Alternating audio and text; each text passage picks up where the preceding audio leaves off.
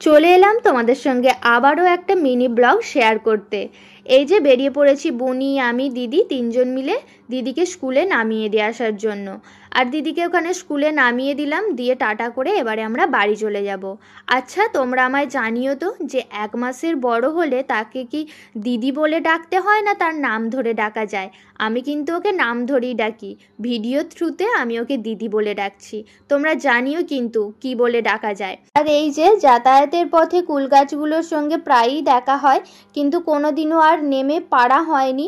আজকে যেহেতু সঙ্গে বনি ছিল, তাই ভাবলাম কয়েকটা কুল পেরে নিয়ে বাড়ি যাওয়া যাক, তাই চলে এসেছে কুল পাড়ার জন্য।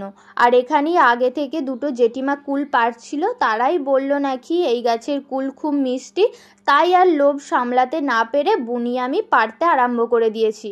আর কাছে থেকে কয়েকটা কুলি পেরেছি, তারপরে বুনি কোথা থেকে একটা লাঠি জোগাড় করে নিয়ে এসে গাছে ঠ্যাঙাতে আরম্ভ করে দিয়েছে।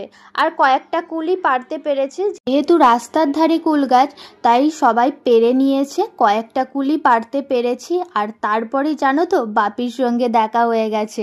বাপিও যাচ্ছিল স্কুলে।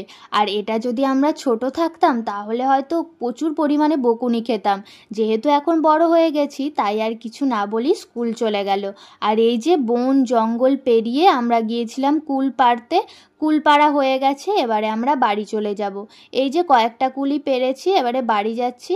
আর এই কুলগুলো দিয়ে কি বানাই সেটা দেখার জন্য আমার সঙ্গেই থেকো। টাটা।